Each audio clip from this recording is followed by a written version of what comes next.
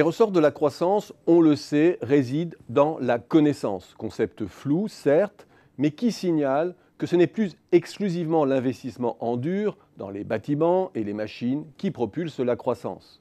La capacité à inventer de nouveaux business models, à designer des plateformes, à concevoir et développer de nouveaux bouquets de services, à créer de la valeur symbolique autour d'un produit, à accroître le pouvoir de réseau ou de marché d'une entreprise en mobilisant notamment de l'ingénierie financière, à développer une force de vente, sont aujourd'hui des éléments clés de la croissance. Ce sont des dépenses stratégiques qui engendrent des coûts fixes que l'entreprise va amortir dans la durée.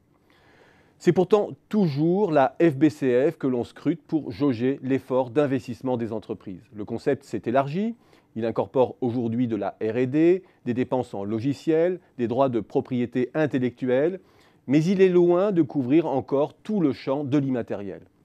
Il raconte une histoire encore incomplète qui signale néanmoins que c'est bien la composante immatérielle de l'investissement qui s'accroît le plus en France et que cette composante y est particulièrement développée en comparaison internationale.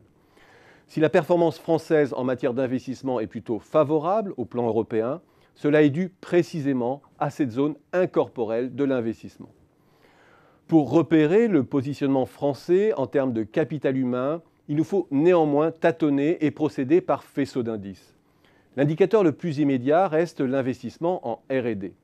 Ce sont à 70% des dépenses de personnel hyper qualifié dédiées à la recherche et au développement de produits dans le privé et le public.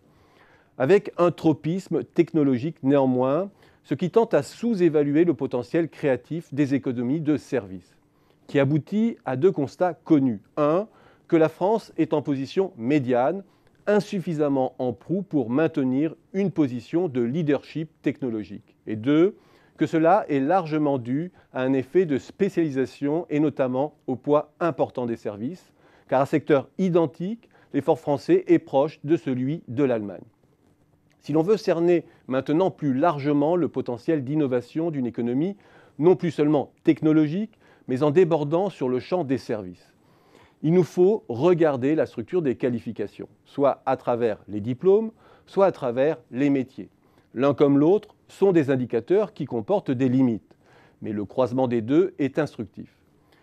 Regardons ici d'abord pour 100 personnes de 25 à 39 ans, combien sont en emploi et disposent d'une formation supérieure. Je resserre l'observation à cette classe d'âge de moins de 40 ans pour éviter de traîner dans la moyenne le passif lié au retard éducatif de l'après-guerre. Je constate alors que les cibles quantitatives françaises en matière d'accès au bac puis à l'université ont porté leurs fruits et que le pays, même s'il demeure en retrait, n'a pas à rougir de son positionnement par rapport au Nord, exemplaire on le sait. Mais tout cela reste très formel et restitue aussi l'hétérogénéité des systèmes éducatifs, avec un faux retard de l'Allemagne lié à la spécificité de son cursus professionnel. Regardons maintenant sur la même classe d'âge la proportion des métiers dits scientifiques et intellectuels auxquels j'ajoute les métiers de management et de direction. La position française se dégrade alors nettement. Le pays est relégué derrière l'Allemagne, derrière la moyenne de l'UE et courtise les économies du sud de l'Europe. Ce qui semble signifier, même si le résultat reste ici très grossier, que la France mobilise moins bien que d'autres pays sa ressource humaine diplômée sur les métiers liés au savoir, à l'innovation ou à l'organisation et qu'elle tente ainsi à la déclasser.